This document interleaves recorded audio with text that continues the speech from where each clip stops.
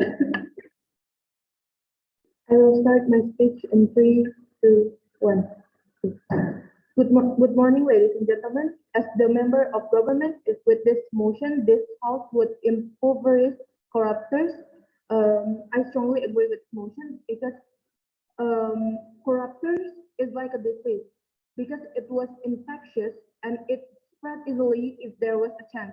For example, if there's someone close to you has done a corruption, then a lot of people near that person will definitely thinking that there was a chance for them to do it. For example, if they saw that person has been receiving a lot of money that illegally, but there's a chance for them to do it too. Of course, they would do it. So in this debate, I would talk about social sanctions, reverse property proof, integrity pact, and also routine and consistent reporting of state officials or LHKPN, or as known as laporan harta kekayaan pejabat negara. Okay, first I'm going to talk about social sanctions. Social sanction in Indonesia still weak for those who have done a corruption or a corruptors. So that's why it's not a deterrent affections for this corruptors, but they would just do it again because there are not social sanctions for them.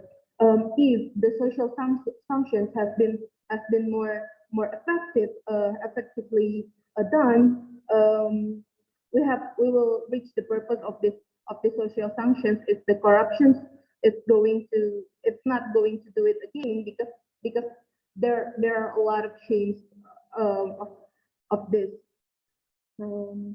For examples, for the social sanctions, this could be as a explosion and other stuff like that. And second one is reverse property proof. With this reverse property proof, we will know how much the actual money that has been used by these corruptors. We never know if there is money laundering that has been happening in the family, that they were using the citizens' money and they were putting it in their family bank account or something like that. If there was this reverse property proof, government can detect this corruptions or money laundering in the family account. So if we do not detect these things in the family, like a money laundering, that this will be a big disaster for the citizens, not only the citizens, but for a lot of people would be affected by these things. And then the third one is integrity pact. Integrity pact in Indonesia is an agreement made jointly by officials within the ministry or in institutions and local governments that serves to confirm the commitment to exercise authority, honesty in accordance and the law and regulations, and the ability to not to commit corruption, collusions, and nepotism. Clearly, it says that accordance to the law and regulations, and the ability not to commit corruptions. They only said that not to commit corruptions, but there is no clear punishment that for the corruptions. If they do corruptions, what will happen to them? There's no clear punishment. What will happen? For example, if we're going to, as what the first speaker has said, that if we take all the money and assets after they were doing corruptions, they would be a good things for the future. For example, if in the integrity pact we have written that we are going to take all the money and the assets for the of the corruptors, then it will be a good thing. And then the fourth one is routine and consistent reporting of state officials or LHKPN or laporan harta kekayaan pejabat negara that clearly said that in Indonesia it's not that good of this it's not routine and consistent of this reporting of state officials that that could we not, that that make the government not knowing if there's a lot of corruptors, but not detected by the government. So if this LKHP, LHKPN going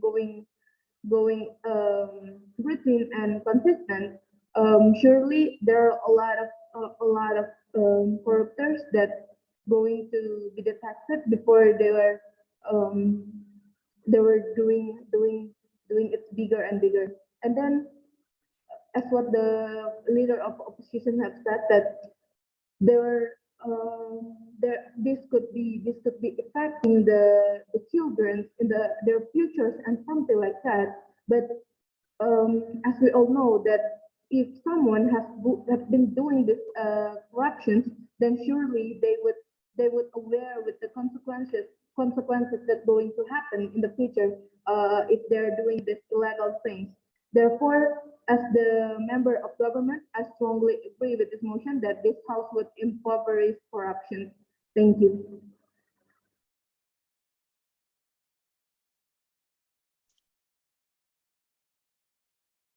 Good afternoon, ladies and gentlemen. I, as government whip, agree about this motion that this House will impoverish corruptors. Social sanctions for corruptors must be applied. It is hoped that the perpetrators will get a different effect. I have some comment about the leader of opposition that say the impact of the children. This is so that it can cause embarrassment for the perpetrator. Doesn't mean making corrupted children feel betrayed. The child can still grow and they can do whatever they want. It's not a mindset for their children to be like them because they can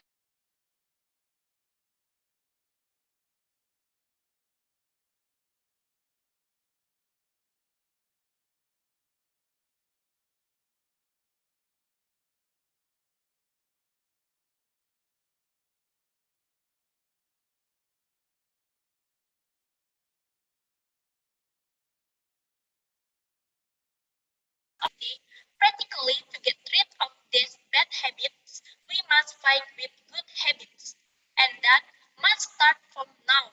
According to Anis, corruption is rampant not because of the many criminals, however, because good people choose silence.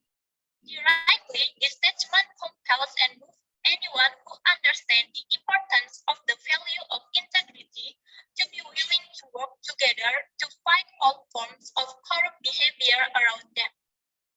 The simple thing we need to do together is start the activity by getting used to the right, not justifying the usual. If that is what we always do, we can hope that in the future our children and grandchildren will be free from the cycles of corruption. Therefore, early education related to anti-corruption needs to be jointly enabled. Although we read in the mass media, there are those who state that most of the corruptors are college graduates. Young people today, they comment yes. One of the most famous sayings of the French general and emperor Napoleon Bonaparte was the word suffers alone, not because of the violence of bad people, but because of the silence of good people. That the world has suffered a lot, not because of the action of bad people, but because of good people who just stay silent. When talking about corruption, it should be realized that its handling is not only the responsibility of the Corruption Eradication Commission and law enforcement, but also requires the participation of the community. Good public participation is very important considering that the Corruption Eradication Commission does not have representatives in the regions. So it is quite difficult for the Corruption Eradication Commission to monitor corruption throughout Indonesia. With the participation of the community in the region, it will help the Corruption Eradication Commission in carrying out its duties to eradicate corruption. One of the success of the community in eradicating corruption is the bravery case for oil palm plantation, the region of which Bun Omran Bataliku. At that time, the areas of the Bun region was successful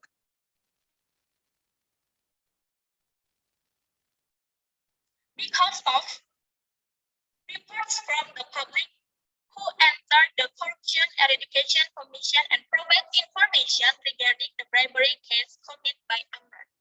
Finally, investigators found Amran accept a brief from the general manager of PT Hardaya Inti Plantation in Bol City, Gorontalo.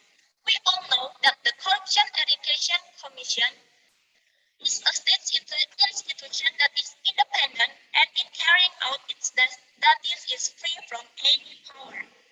As a follow-up the mandate of the law to fulfill people's rights, the Corruption Eradication Commission has a Director of Public Complaints which provides complaint service. This indicates that corruptors do not care who the leader is and whatever sanctions will be applied. Corruption is difficult to eradicate in this country. In such conditions, the idea of the death penalty or the death penalty for corruptors comes to the fore. The pros and cons are unique. The current government is very aware about this. That's why I'm such a government whip strongly agree about this motion that this house will improverish corruptors. Thank you.